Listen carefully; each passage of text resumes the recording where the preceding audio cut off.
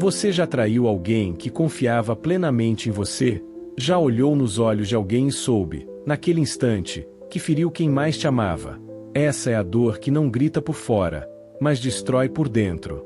Essa é a história de Pedro. Um homem comum, cheio de falhas, impetuoso, sincero, mas também fraco. Na noite mais escura da fé, ele negou Jesus. Não uma, nem duas, mas 3 vezes. Traiu aquele que lhe deu tudo. Mas o que aconteceu depois não é o fim que muitos esperariam. Porque o maior milagre não foi Pedro andar sobre as águas. Foi ele ter encontrado redenção no naufrágio da própria alma. Quantas vezes você já caiu tentando fazer o certo? Quantas vezes prometeu que nunca mais erraria, e caiu de novo? Talvez você carregue culpa. Talvez tenha abandonado sua fé. Talvez ache que Deus já desistiu de você. Mas, e se eu te dissesse que a queda não é o fim?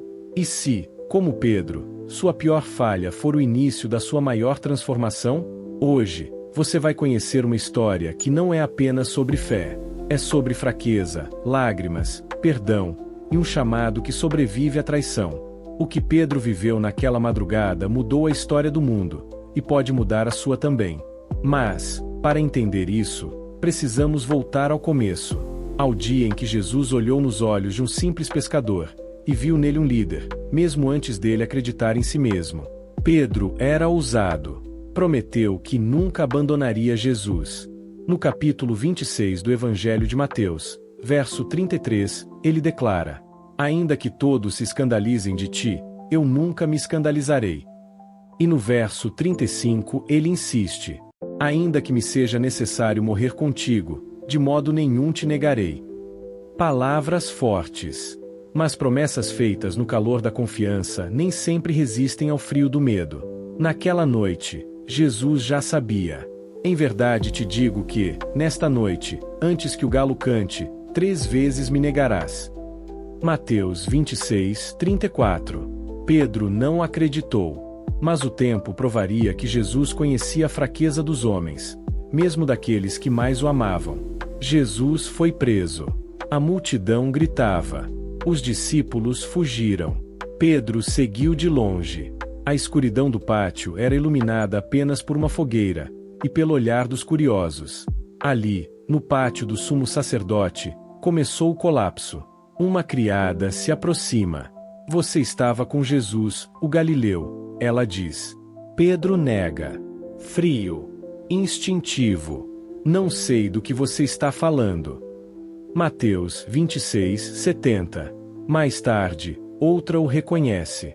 Este também estava com Jesus de Nazaré.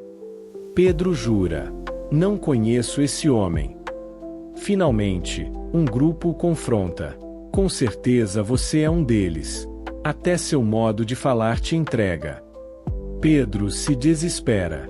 Começa a praguejar, a jurar: não conheço esse homem. Mateus 26, 74. Naquele instante, o galo canta, e algo quebra dentro dele. Lucas 22, 61. Diz que Jesus, mesmo à distância, virou o rosto e olhou para Pedro. Um olhar que atravessou sua alma. Não foi um olhar de ódio, nem de raiva. Foi um olhar de dor e amor. Pedro lembra das palavras. E sai. E saindo dali, chorou amargamente. Mateus 26, 75.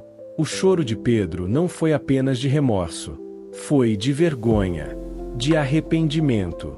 Quantas vezes ele repetiu aquelas palavras em sua mente? Eu o neguei. Eu prometi que nunca o abandonaria. Eu falhei. Jesus morreu. E Pedro permaneceu em silêncio.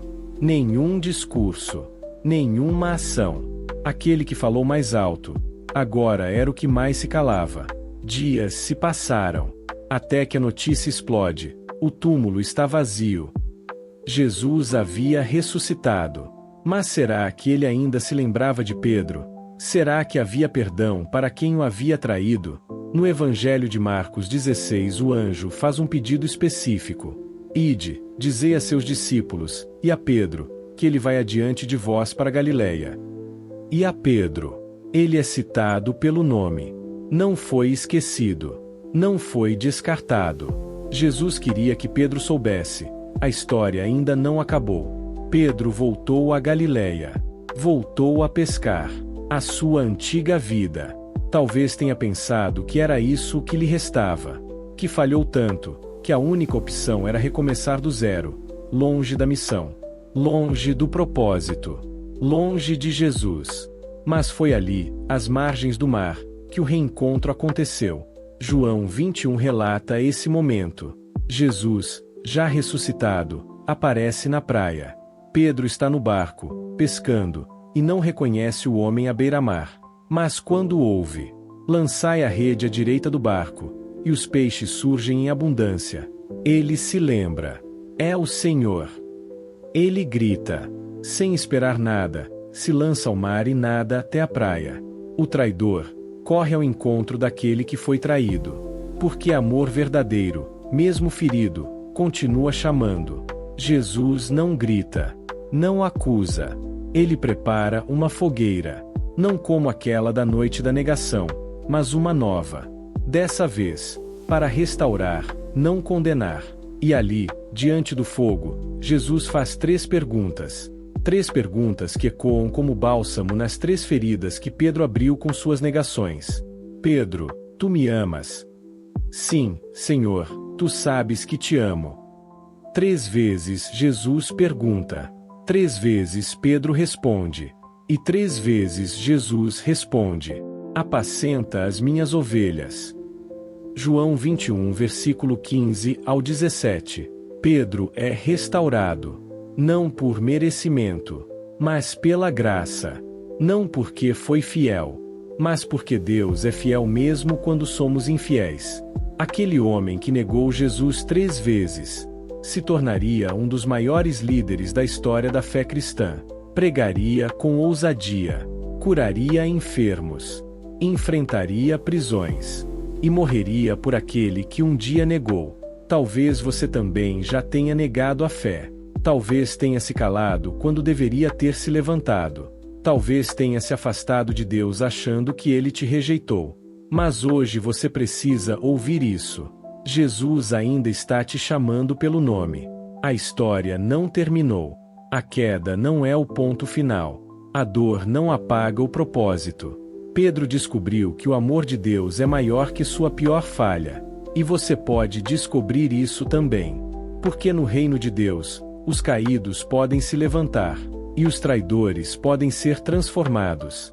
Se essa mensagem tocou seu coração, deixe nos comentários. A chama ainda vive em mim. Inscreva-se no canal. Compartilhe com alguém que precisa ouvir isso. E lembre-se: a última chama pode parecer pequena, mas é dela que Deus reacende tudo.